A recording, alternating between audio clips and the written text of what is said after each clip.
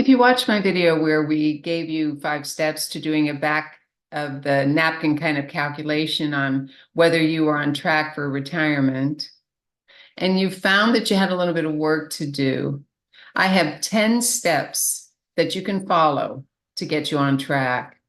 Hi, I'm Sally Boyle, founder of S.J. Boyle Wealth Planning, a firm that works with individuals and families who are within 5 to 15 years of retirement.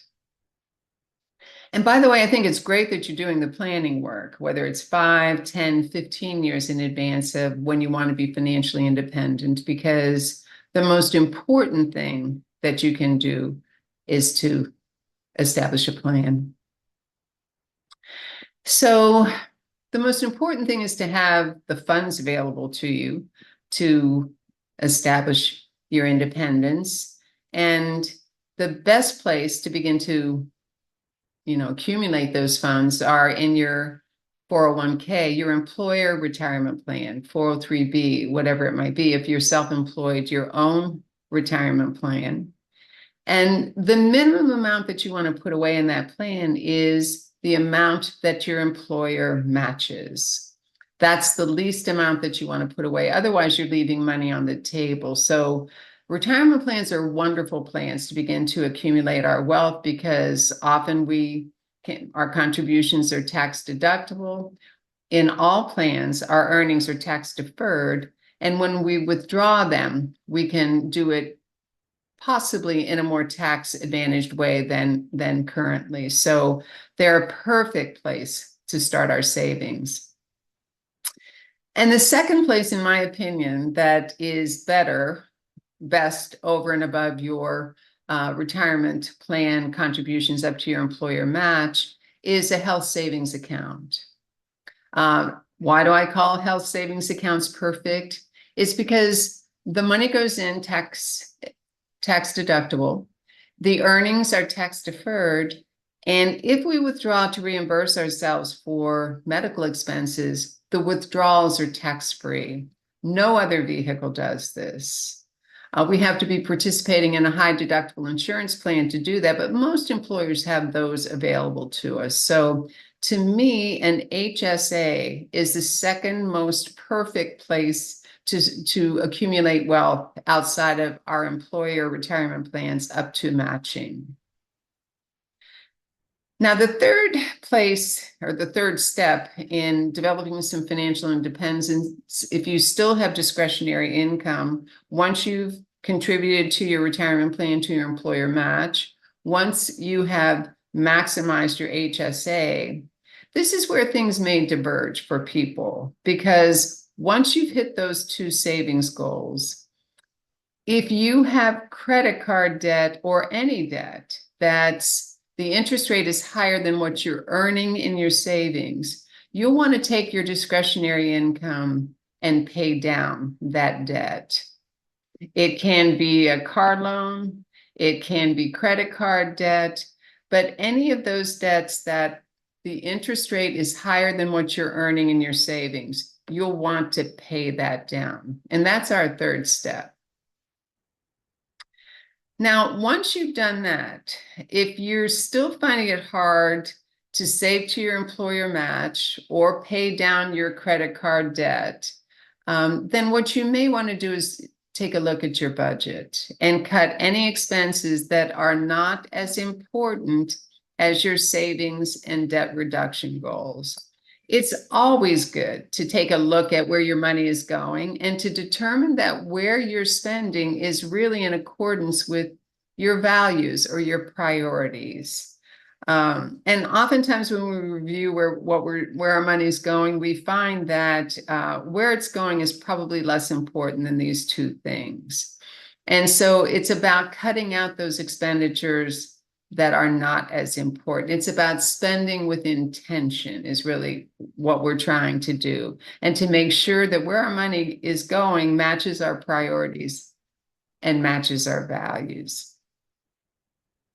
Now, if all of the above is not getting you where you want to go, step 5 in considerations is to downsize. And I know for most of us, our home is where we got a lifetime of memories with those that we love. And I can tell you, when I downsized, my son and I cried on the stairs as we, carried our last box out. But I also understood that it was important for me to do this in order to accomplish what I wanted to, that I knew that the house was not going to pay my heating bills in 10 or 20 years. So downsizing made sense for me, and it might for you as well, because what you can do is put the profit from the sale of your home into your investment account. And more importantly, it will lower the income need that you're funding towards, that threshold income that you want for retirement. Now, if you're still not on track for your strategies or for your target income goals, what you can do, step 6 would be to look for a way to make more income. Lots of people are taking on side hustles that they enjoy.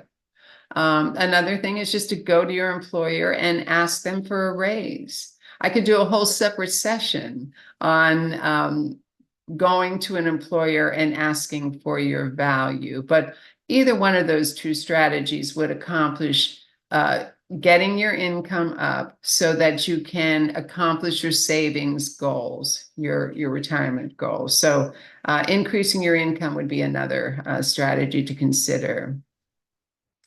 Now, by this time, if you've increased your income, you probably have maybe been able to pay down your debt. It's a good time to revisit your saving strategies as well, because go back to step 3.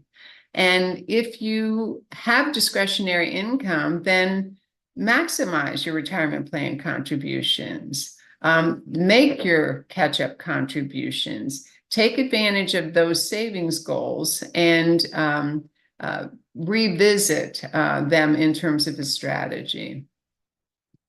And once you've done that, the 8th step is to make sure that you're investing. Make investing your top priority.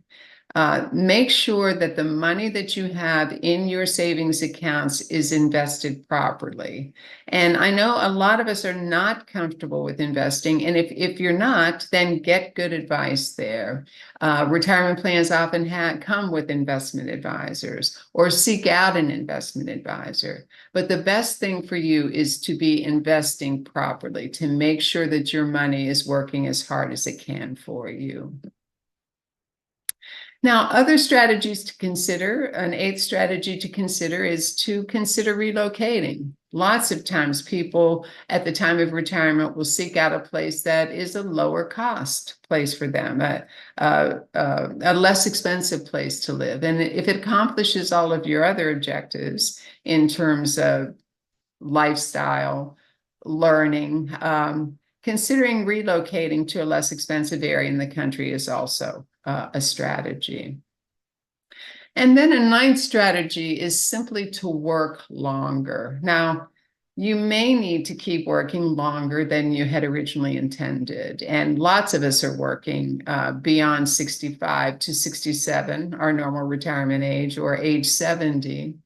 And lots of times people will make a decision that they're going to work a little bit longer because it allows them to do some things that they want to do while they're working. Maybe travel more while they're working, do things with their family more while they're working. And so they'll consciously choose to work longer because instead of saving at a maximum level, they would prefer to spend. Again, it's all about priorities and values. And then finally, check in with your dream team. And by now you should have assembled some people, a group of professionals who are helping you grow and protect your wealth and your legacy. It could be a good attorney for your estate planning. It could be a good tax advisor to minimize your taxes. It could be a good investment professional to help you with your investments. It could be a good insurance advisor to help you address your risks. But you'll need to evaluate all of these areas of your life, and it's time to huddle up together with this dream team that you've assembled to get good advice. because you'll need advice on Medicare sign up. You'll need advice on Social Security. You'll need advice on long-term care. So getting this dream team together to help you with these strategies is really important. So your retirement's in sight, your plan is in place. Take maximum advantage of the next 10 years to make sure that you're on track. Revisit your plan. Take a look at your progress. You'll need to do that several times, maybe on an annual basis over the next 10 years to make sure that you're still on track. But don't let up on the gas. Keep charging ahead and cross the finish line knowing that you did everything you possibly could to build a secure future. All of us can do it.